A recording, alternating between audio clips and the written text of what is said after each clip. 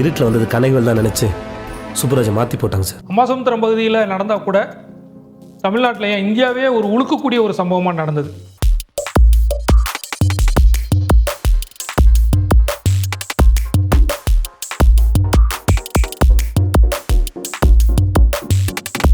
இது வந்து எதிர்க்கட்சிகள் மத்தியில் ஒரு பெரிய விஷயமா மாறுது.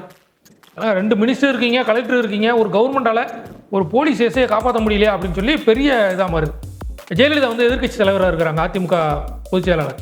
இது ரொம்ப பக்காவாக பிளான் பண்ணி செய்யப்பட்ட மர்டர். ஏன் கனகவேல் போல சுப்புராஜை மாற்றி போட்டுறக்கூடாது? காவல்துறையை சேர்ந்த ஒருவருக்கே இந்த நிலைமை ஏற்பட்டுள்ளதால் சேதுபதி அப்படின்னு சொல்லி ஒரு படம் வந்தது. விஜய் சேதுபதி, ரம்யா நம்பீசன் இவங்களாம் நடிச்சிருக்காங்க.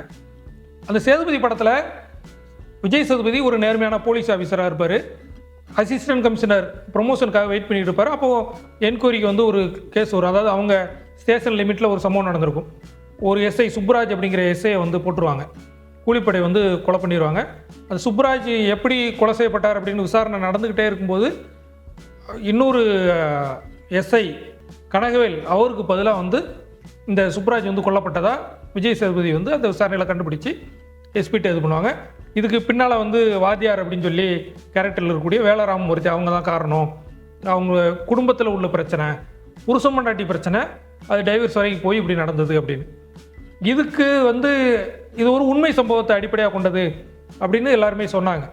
ஆனால் அந்த டைரக்டர் வந்து இது அப்படி அந்த உண்மை சம்பவம் கிடையாது, பல விஷயங்களுடைய தொகுப்பு தான், ஒரு நேர்மையான போலீஸ் அதிகாரியை குறிக்கின்ற வகையில் தான் இது இருக்குது அப்படின்னு சொல்லி அந்த டைரக்டர் அருண்குமார் வந்து சொன்னார்.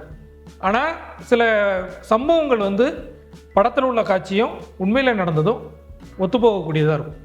சார், கனகவேலை காப்பாற்றுறதுக்காக சுப்புராஜ் அவருக்கே தெரியாமல் உயிரை கொடுத்துருக்காரு சார். இன்றைக்கு தென்காசி மாவட்டம், அன்றைக்கு திருநெல்வேலி மாவட்டம் அம்பாசமுத்திரம் பக்கத்தில் ஆம்பூர் அப்படிங்கிற ஏரியாவில் அந்த கடனாநிதி ஆற்று பாலத்தில் வெற்றிவேல் அப்படிங்கிற சப் இன்ஸ்பெக்டர் வந்து கொலை செய்யப்பட்டார். பைக்கில் வந்துகிட்டு இருந்தவர் இதே போல் தான் ஹெல்மெட் மாட்டியிருந்தார். அடையாளம் தெரியாமல் ஆழ்வார்குறிச்சி எஸ்ஐயாக இருந்த வெற்றிவேல் வந்து கொலை செய்யப்பட்டிருப்பார். ஆனால் யாருக்கு பதிலாக அப்படின்னா வந்து கடையம் எஸ்ஐயாக இருந்த சிவசுப்பிரமணியம் அப்படிங்கிற ஒரு பதிலாக இந்த கொலை நடந்தது அப்படிங்கிறது அந்த அப்போது நடந்த சம்பவம். அந்த 2010 ஜனவரி 6ஆம் தேதி நடந்த சம்பவம். இதில் படத்தில் வந்து என்ன காட்டியிருப்பாங்கன்னா, கனகவேல் வந்து அன்றைக்கி டியூட்டிக்கு வர வேண்டியது, ஆனால் சபரிமலைக்கு போயிருப்பார். உண்மையிலே என்ன அப்படின்னா, வெற்றிவேல் அந்த போகக்கூடிய ரோட்டில் வந்து சிவசுப்பிரமணியம் வர வேண்டியது, அவர் அன்றைக்கி உண்மையிலே அவர் சபரிமலைக்கு போயிருந்தார். அதே போல் சிவசுப்பிரமணியத்துக்கும் குடும்பத்தில் புருஷமண்டாட்டி பிரச்சனை, டைவர்ஸ் அந்த கேஸெல்லாம் நடந்திருக்குது. கனகவேல் அந்த சேதுபதி படத்தில் வரக்கூடிய விஷயங்களும் இந்த டைவர்ஸ் அந்த மாதிரி கேஸ் எல்லாம் அந்த படத்துலேயும் காட்டுவாங்க. 2010 ஜனவரி 7ஆம் தேதி நடந்த இந்த சம்பவம் அம்பாசமுத்திரம் பகுதியில் நடந்தால் கூட தமிழ்நாட்டில் இந்தியாவே ஒரு உழுக்கக்கூடிய ஒரு சம்பவமாக நடந்தது. ஏன்னா போலீஸ் அதிகாரிகளுக்கே பாதுகாப்பு இல்லை அப்படிங்கிற மாதிரி எதிர்க்கட்சிகள் வந்து கடுமையாக விமர்சனம் பண்ணாங்க. முக்கியமாக அந்த சம்பவத்தில் என்ன அப்படின்னா, வெற்றிவேல் உயிருக்கு போராடும்போது அந்த 2 அமைச்சர்கள் வந்து அந்த இடத்துல இருந்தாங்க. டிஸ்ட்ரிக்ட் கலெக்டர் இருந்தார், ஆயுதப்படை போலீஸ் இருந்தாங்க. மினிஸ்டர் கான்வாய் இருக்கிற போது இப்படி ஒரு அவங்க உயிருக்கு போராடி இறந்துட்டாங்களே அப்படிங்கிற விஷயம் வந்து சட்டமன்றத்திலையும் எதிரொலித்தது. நேஷனல் மீடியாவிலலாம் பெரிய அளவில் பேசப்பட்ட ஒரு சம்பவமாக இருந்தது. வெற்றிவேல் அவர் வந்து சின்ன வயசுலே கொஞ்சம் துணிச்சலானவர், போராடக்கூடிய ஒரு குணம் கொண்டவர், வாழ்க்கையில் போராடி ஜெயிக்கணும் அப்படிங்கிறவர். அப்படி தான் போலீஸுக்கு வந்து வெற்றிவேல் சேர்றாரு. விருதுநகர் மாவட்டம் சாத்தூர் பக்கத்தில் உப்பத்தூர் அப்படிங்கிற ஒரு கிராமம் அவருக்கு. ஆழ்வார்குறிச்சியில் வந்து எஸ்ஐயா வந்ததுனால முள்ளிக்குளம் அப்படின்னு சொல்லி அங்கே புளியங்குடி பக்கத்தில் ஒரு கிராமத்தில் அவங்க குடும்பத்தோட குடியேறி இருக்காங்க. வெற்றிவேல் வந்து வீரப்பன், சந்தனக்கடத்தல் வீரப்பன் அந்த அதிரடிப்படை அமைச்சாங்க. அந்த அதிரடிப்படையில் வெற்றிவேலும் இருந்தார். அப்போ தான் அந்த அதிரடிப்படையில் வீரப்பன் மரணத்துக்கு அப்புறம் அதிரடிப்படையில் இருந்தவங்களுக்கெல்லாம் டபுள் ப்ரமோஷன் கொடுத்தாங்க. அந்த டபுள் ப்ரமோஷனில் தான் வெற்றிவேல் வந்து எஸ்ஐயா மாறுறாரு. எஸ்ஐயா மாதிரி தான் ஆழ்வார்குறிச்சியில் வேலை செஞ்சுட்டு இருக்கிறாரு. ஆழ்வார்குறிச்சியில் வேலை செஞ்சுட்டு இருக்கும்போது அன்றைக்கி ஜனவரி 7ஆம் தேதி 2010 அம்பாசமுத்திரம் தாலுகா ஆஃபீஸுக்கு போயிட்டு தன்னோட ஸ்டேஷனுக்கு வர்றாரு. வர்ற வழியில் தான் அந்த ஆம்பூர் பக்கத்தில் கடனாநிதி ஆற்று பாலத்தில் அவரை வந்து மறித்து பாம் அடித்து அந்த மர்டர் வந்து நடக்குது. சரி, இதில் எப்படி அரசியல் உள்ளே வந்துச்சு அப்படின்னு பார்த்தோன்னா, அந்த டைமில் வந்து திருநெல்வேலி, விருதுநகர் மாவட்டங்களில் வந்து அதிகமாக விஷக்காய்ச்சல் பரவிக்கிட்டு இருக்குது. இப்போ விஷக்காய்ச்சல் பரவும்போது அந்த விஷக்காய்ச்சல் தடுக்கணும், மக்களை பாதுகாக்கணும் அப்படின்னு சொல்லி முதலமைச்சராக இருந்த கலைஞர் கருணாநிதி வந்து உத்தரவு போடுறாரு. உத்தரவு போட்டவுடனே ஹெல்த் மினிஸ்டர், சுகாதாரத்துறை அமைச்சராக இருக்கக்கூடிய MRK Panneerselvam, Subraj IAS health டிபார்ட்மெண்ட்டுடைய செக்ரட்டரி, இவங்க வந்து நேரடியாக ஸ்பாட்டுக்கு போய் மக்களை சந்தித்து என்ன குறைன்னு பார்த்து ஆஸ்பத்திரியிலலாம் விசிட் பண்ணி அந்த காய்ச்சலை வந்து கட்டுப்படுத்தணும் அப்படின்னு சொல்லி சென்னையிலேருந்து வந்திருக்கிறாங்க. அப்படி வரும்போது அம்பாசமுத்திரம் ஜிஹெச்சுக்கு வர்றாங்க. வந்து அங்கே பாதிக்கப்பட்ட நோயாளிகளை பார்க்குறாங்க. பார்த்துட்டு அந்த விஷக்காய்ச்சலினுடைய தன்மை என்ன, இது பரவாமல் தடுக்க என்ன செய்யணும் அப்படின்னு டாக்டர்ஸ் அவங்களோடலாம் ஆலோசனை பண்ணுறாங்க. ஹெல்த் மினிஸ்டர் எம்ஆர்கே பன்னீர்செல்வம் வந்ததுனால திருநெல்வேலியில் local minister TPM Mydeen Khan அவர் வந்து அப்போ என்வரன்மெண்ட் மினிஸ்டராக இருக்கிறார். மைதீன் கான் வந்து உள்ளூர் அமைச்சர் அப்படிங்கிற முறையில் எம்ஆர்கே பன்னீர்செல்வம் அவங்களோட சேர்ந்து அவர் வர்றாரு. திருநெல்வேலியில் வந்து கலெக்டராக ஜெயராமன் இருக்கிறாரு, கலெக்டர் கூட இருக்கிறார். இவங்க எல்லாரும் சேர்ந்து தான் அம்பாசமுத்திரம் ஜிஹெச்சில் விசிட்டை முடிச்சுட்டு அடுத்து தென்காசிக்கு போகணும். தென்காசிக்கு போகும்போது கடையநல்லூர் வழியாக போகலாம் அப்படின்னு சொல்லிட்டு தான் அந்த ஆம்பூர் வழியாக போகிறாங்க. போகும்போது அந்த கருணாநிதி பாலத்து பக்கத்தில் போகும்போது ஒரே புகை மண்டலமாக தெரியுது. என்ன நடக்குது அப்படின்னு சொல்லி போலீஸ் எஸ்கார்டு எல்லாமே இருக்கிறாங்க. வண்டியை நிப்பாட்டாங்க. நிப்பாட்டிட்டு பார்த்தோன்னா ஆற்றுக்குள்ளே ஒரு டீம் இறங்கி ஓடுறாங்க. ஓடும்போது பாம்பு அடிச்சுட்டே போகிறாங்க. அதாவது இவங்க உள்ளே வந்துடக்கூடாது, நம்மளை யாரும் விரட்டி வந்துடக்கூடாது அப்படின்னு சொல்லிட்டு. புகை மண்டலமாக இருக்குது. வண்டியெல்லாம் அப்படியே ஸ்டாப் ஆகி நிற்குது. நின்று இறங்கி போய் பார்த்தோம் அப்படின்னா அங்கே ஒரு வெற்றிவேல் வந்து வலது தொடையில் வந்து பைப் வெடி ஒன்று அடிச்சிருக்கிறாங்க. அடித்து ரத்தத்தோடு அவர் துடிச்சிட்டு இருக்கிறார். துடிச்சிட்டு வந்தோடனே மினிஸ்டரு, கலெக்டர் எல்லாருமே இருக்கிறாங்க, போலீஸ் இருக்கிறாங்க. எல்லோரும் அவங்கள உயிரை காப்பாற்றுறதுக்கு என்ன செய்யலாம் அப்படின்னு சொல்லி உடனே எம்ஆர்கே பன்னீர்செல்வம் 108க்கு ஃபோன் பண்ணுறாரு. ஃபோன் பண்ணும்போது அது என்ன பிரச்சனை அப்படி ஆகிட்டு அப்படின்னா, அம்பாசமுத்திரத்தில் இருக்கக்கூடிய அந்த 108 ஆம்புலன்ஸ் வந்து அன்றைக்கி இல்லை. தென்காசியிலேருந்து ஆம்புலன்ஸ் வரணும். அப்போ டிலே ஆகுது. டிலே ஆகும்போது இவங்க அடுத்தடுத்து பார்க்குறாங்க, ஒரு 5 நிமிஷம் 6 நிமிஷம் டிலே ஆகுது அப்படின்னு சொல்லி அவங்க சொல்கிறாங்க.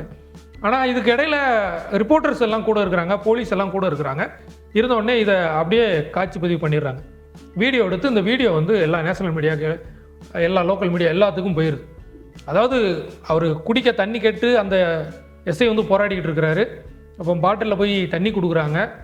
அந்த தண்ணி கூட தூரத்தில் இருந்து கொடுக்குறாங்க. அவர் அந்த துடிக்கிறது, இது பண்ணுறது, காப்பாற்றுங்கன்னு சொல்கிறது, இது எல்லாமே வந்து வீடியோவில் பதிவாயிருது. மினிஸ்டர்ஸ் 2 பேர் இருக்கிறாங்க. ஆமாம், எம்ஆர்கே பன்னீர்செல்வம் வேட்டியை மடித்து கட்டிட்டு அங்கே போகிறாரு, இங்கே வராரு, அதுவும் வீடியோவில் இருக்குது. டிபிஎம் மைதீன் கான் ஃபோன் பண்ணுறாரு.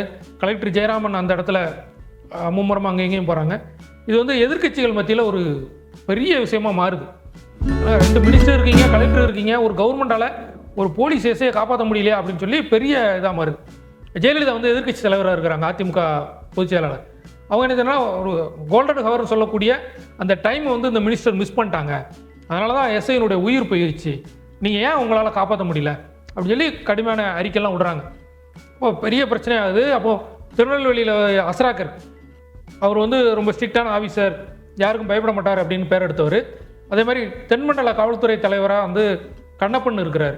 கண்ணப்பன் வந்து ரவுடிகளை ஒடுக்கிறதுல வந்து பேர் வாங்கினார் அப்படின்னு. இப்போ 2 பெரிய முக்கியமான போலீஸ் அதிகாரிகள் இருக்கிறாங்க. அவங்க ஏரியாவில் இது நடந்துட்டு அவங்களாலையும் இந்த சம்பவத்தை வந்து உடனடியாக கண்ட்ரோல் பண்ண முடியல. இதுக்கு அடுத்து என்ன நடவடிக்கை எடுக்கணும், யாரை பிடிக்கணும் அப்படின்னு சொல்லி ஒரு எல்லா இடத்துலையுமே ஒரு பரபரப்பாக மாறிக்கிட்டு இருக்கு. சட்டசபை நடக்கக்கூடிய ஒரு நேரம். சட்டசபையில் வந்து அப்போ தான் கவர்னர் உரை, அந்த ஜனவரி மாதம் அப்படிங்கிறதுனால ஆளுநர் உரை தொடங்கி நடந்துக்கிட்டு இருக்குது. ஆளுநர் உரையில் பேசும்போது வந்து அதிமுகவில் வந்து பி.கே. சேகர்பாபு, இப்போது திமுக அமைச்சராக இருந்து, அறநிலைத்துறை அமைச்சராக இருந்து திமுகவில் பயணிச்சுட்டு இருக்கக்கூடிய பி.கே. சேகர்பாபு அப்போ ஏடிஎம்கில் இருக்கிறாரு. பி.கே. சேகர்பாபு தான் இந்த விஷயத்தை வந்து சட்டசபையில் எழுப்புறாரு. 2 அமைச்சர்கள் இருந்தாங்க, இருந்தும் இப்படி ஒரு சம்பவம் நடந்தது. அரை மணி நேரத்துக்கு மேலே அவர் உயிருக்கு போராடினார். அதாவது 2010 ஜனவரி 7ஆம் தேதி மதியம் 2:40 மணிக்கு நடந்தது. 4 மணிக்கு அவர் உயிரிழந்திருக்கிறாரு. இது ஏன் வந்து நீங்கள் உடனடி நடவடிக்கை எடுக்கல அப்படின்னு சொல்லி சட்டசபையில் பெரிய விவாதத்தை வந்து சேகர்பாபு கொண்டு வர்றாரு. கொண்டு வந்தோடனே இதுக்கு பதில் சொல்லணும். ஹெல்த் மினிஸ்டர் எம்ஆர்கே பன்னீர்செல்வம் வந்து இதுக்கு பதில் சொல்கிறார். என்னென்னா, நாங்கள் போனோம், அம்பாசமுத்திரத்துலேருந்து தென்காசி போகிற வழி கடையநல்லூர் வழியாக போகணும். அதனால் அந்த ஆம்பூர் பகுதி போகும்போது கருணாநிதி பாலத்து பக்கத்தில் புகை மூட்டமாக இருக்குது. உடனே வண்டியை நிப்பாட்டிட்டு என்னென்னு ஓடி போய் பார்க்குறோம். எஸ்கார்ட் போலீஸ் எல்லாம் இருக்கிறாங்க. அப்போ ஒரு கும்பல் வந்து அந்த ஆற்றுக்குள்ளே இறங்கி ஓடுறாங்க. அவங்கள வந்து எஸ்கார்ட் போலீஸ் விரட்டிட்டு போனாங்க. அவங்க போலீஸ் மேலே பாம்பு அடிச்சுட்டு தப்பிக்கிறதுக்கு முயற்சி பண்ணாங்க. இவங்க போலீஸ் வந்து வானத்தை நோக்கி துப்பாக்கியால் சுட்டாங்க.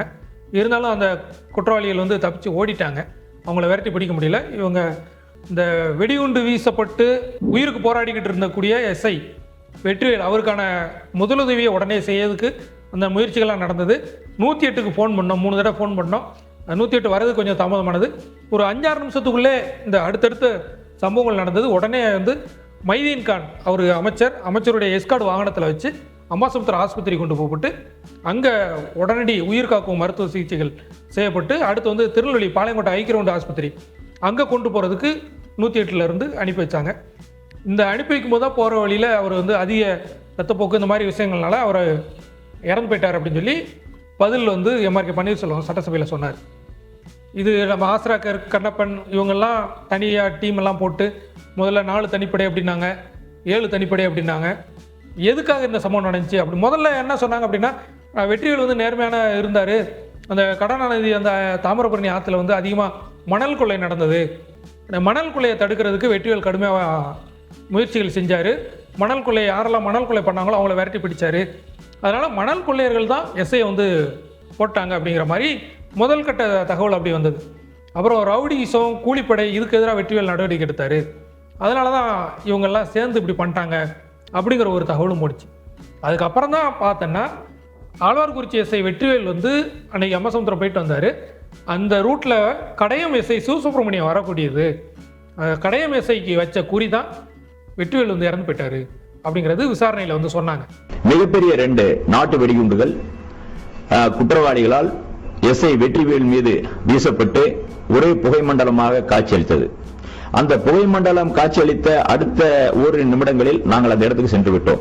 காயம்பட்ட வெற்றிவேலை உடனடியாக மருத்துவமனைக்கு அனுப்புவதற்காக 108க்கு தகவல் சொல்லிவிட்டு 2-3 நிமிடத்தில் 108 காலதாமதம் என்று நினைத்த உடனடியாக காவல் வாகனத்தில் நாங்கள் அவரை அனுப்புவதற்கு முயற்சி செய்தோம். அவரை தூக்கி போடுவதற்கு கூட அலுவலர் தான் செய்தார்கள். அப்போ இந்த சூழ்நிலையை அனுசரித்து பாதுகாப்பை அனுசரித்து நாங்கள் எங்களால் எவ்வளவு வேகமாக செய்யப்படுமோ அவ்வளவு தூரம் செய்திருக்கோம். அதிகபட்சம் ஒரு 10 நிமிடம் ஆயிருக்கலாம். அப்பொழுது அங்க இருக்கக்கூடிய அமைச்சர்கள் மற்றும் அதிகாரிகளை பாதுகாப்பை மறந்து புதரிலிருந்து மீண்டும் வெடிகுண்டு விடுதல் என்ன செய்வது என்பதை தெரியாம ஒரு சூழ்நிலையை நாம் ஆராயும் முன்பாக அவசரப்பட்ட நடவடிக்கை இருந்தால் வேறு ஒரு விபத்தை ஏற்பட்டிருந்தால் அதற்கு மிகப்பெரிய பொறுப்பாக வேண்டிய சூழ்நிலை ஏற்படும். பொதுவாக இப்படி ஒரு சம்பவம் நடக்கும்போது எங்கள் அப்பாவை கொண்டாங்க அப்படின்னு சொல்லி ஒரு பையன் போய் கம்ப்ளைண்ட் கொடுப்பான், எங்கள் அண்ணனை கொண்டாங்கன்னு ஒரு தம்பி போய் கம்ப்ளைண்ட் கொடுப்பான், என் புருஷனை கொண்டாங்கன்னு ஒரு பொண்டாட்டி போய் கம்ப்ளைண்ட் கொடுப்பான். ஆனால் வெற்றிவேல் கேஸில் என்ன அப்படின்னு பார்த்தோம்னா மதுரையை சேர்ந்த ஆயுதப்படை எஸ்ஐ மணி அவர் தான் புகார் கொடுக்குறாரு. ஏன்னா அந்த ஸ்பாட்டில் வந்து நேரடியாக பார்த்ததுனால எஸ்ஐ மணி புகார் கொடுக்குறாரு. இதில் 93 பேர் வந்து சாட்சிகளாக சேர்க்கப்படுறாங்க.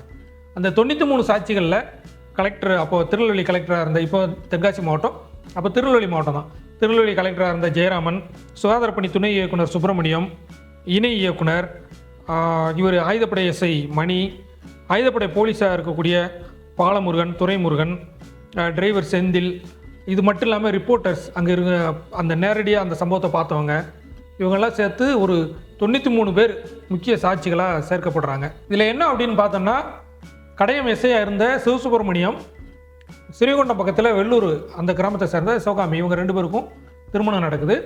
திருமணம் நடந்து 1 மாதத்துக்குள்ளே குடும்பத்துக்குள்ளே பிரச்சனை ஆகுது. சிவசுப்ரமணியம் டைவர்ஸ் கேட்குறாரு. சிவகாமி வந்து என்னை வரதட்சணை கேட்டு கொடுமைப்படுத்துகிறாங்க அப்படின்னு சொல்லி டவுரி கேஸ் கொடுக்குறாங்க. இதை டவுரி கேஸ் சிவசுப்ரமணியம் மேலே வந்ததுனால ஒரு போலீஸில் இருந்து சஸ்பெண்ட் செய்யப்பட்டு கொஞ்ச நாளைக்கு அப்புறம் மீண்டும் பணியில் சேர்றாரு. இவங்களுக்கு டைவர்ஸும் கிடச்சிருது 2009 1 வருஷத்துக்குள்ளே டைவர்ஸ் ஆயிடுது. இதுக்கப்புறம் தான் இந்த சம்பவம் 2010 இந்த சம்பவம் நடக்குது. இந்த திருமணத்தை நடத்தி வச்சது வந்து சண்முக சுந்தரம் அப்படின்னு சொல்லி இவங்களுடைய சிவசுப்ரமணியனுடைய அந்த மனைவியுடைய சித்தப்பா சண்முக சுந்தரம், அவரும் வந்து ரிட்டையர்டு எஸ்ஐ, அவர் பாளையங்கோட்டையில் இருந்தார். அந்த SI Shanmuga Sundaram retired SI அவர் தான் திருமணத்தை முடிச்சு வச்சது. அவர் தான் இந்த பிரச்சனை வரும்போது, குடும்பத்தில் பிரச்சனை வரும்போது அவர் தான் பேசி தீர்க்கிறதுக்கான எல்லா முயற்சிகளும் செஞ்சார். பேசி முடிக்க முடியல, அவன் எதுக்கும் கட்டுப்படலை அப்படிங்கிறதுனால தான் அடுத்து இப்படி ஒரு ஐடியா பண்ணதாக வந்து அவருடைய வாக்குமூலத்தில் வந்து அன்றைக்கி பத்திரிகை செய்தியாக வந்தது. அதனால் அந்த அவர் ரிட்டையர்டு எஸ்ஐ சண்முக சுந்தரம் கைது செய்யப்பட்டார். அது மட்டும் இல்லாமல் சிவகாமி அவங்களுடைய சகோதரர்கள் கந்தசாமி, மாடசாமி, சுப்பிரமணியன், கண்ணன், முருகன் இவங்களெல்லாம் கைது பண்ணாங்க. இது மட்டும் இல்லாமல் அந்த பைப் வெடிகுண்டு, நாட்டு வெடிகுண்டு இந்த மாதிரி தயாரித்ததாக வந்து ஒரு 18 பேர் மேலே கேஸ் போட்டிருந்தாங்க. இது கேஸ் இன்னும் ஒரு ஜட்ஜ்மெண்ட் வரல. அதனால் யார் குற்றம் செஞ்சாங்க, குற்றவாளிகள் அப்படிங்கிறது தீர்ப்புக்கு அப்புறம் தான் தெரியும். ஆனால் இவங்க கேஸில் சேர்க்கப்பட்டாங்க, இவங்க வாக்குமூலம் அப்படின்னு சொல்லி பத்திரிகையில் செய்தியாக வந்துச்சு. இது அரசியலில் வந்து பெருசாக எதிரொலிக்கிறது காரணம் டிஎம்கே ஆட்சி நடக்குது. டிஎம்கே மினிஸ்டர் 2 பேர் ஸ்பாட்டில் இருக்கும்போது இப்படி ஒரு சம்பவம் நடந்திருக்கு. இதில் இன்னொன்று முக்கியமாக நம்ம பார்க்கக்கூடியது என்ன அப்படின்னு பார்த்தோம்னா போலீஸ் விசாரணையில் TN 72X 444 அப்படிங்கிற சுசுகி பைக் வந்து பிடிபடுது. இந்த சுசுகி பைக் வந்து மஞ்சப்புள்ளி அப்படிங்கிற ஏரியாவில் வந்து போலீஸ்க்கு எடுத்துகிட்டு வர்றாங்க. இது மட்டும் இல்லாமல் சம்பவம் நடந்த இடத்துல பைப் வெடி உண்டு, வெடித்த பைப் வெடி உண்டு, வெடிக்காத 3 நாட்டு வெடி உண்டு. அந்த வெடிக்காத நாட்டு வெடி உண்டு வந்ததுக்கப்புறம் தான் சொல்லுவாங்க, பார்த்தீங்களா அந்த வெடிக்காத நாட்டு வெடி உண்டு வெடிச்சிருந்துச்சுன்னா அன்றைக்கி மினிஸ்டரோட கதி என்ன ஆகும், டிஎம்கே மினிஸ்டர். அப்போ அங்கே வெடிகுண்டெல்லாம் இருக்குது, வெடிகுண்டை வீசிட்டு வேற போகிறாங்க. அப்போ அவங்க உயிருக்கும் ஆபத்தான நிலை. அப்படி இருந்தும் அவங்கள வந்து காப்பாற்றி நாங்கள் கொண்டு போனோம் அப்படின்னு சொல்லி டிஎம்கேக்காரங்க சொல்லுவாங்க. இதில் என்ன அப்படின்னா, அந்த பைக் இருக்குல்ல, அந்த பைக்கில் வந்து ரெட்டலை சின்ன இருக்கும். உடனே அதையும் ஒரு பாயிண்டாக எடுத்துக்கிட்டாங்க.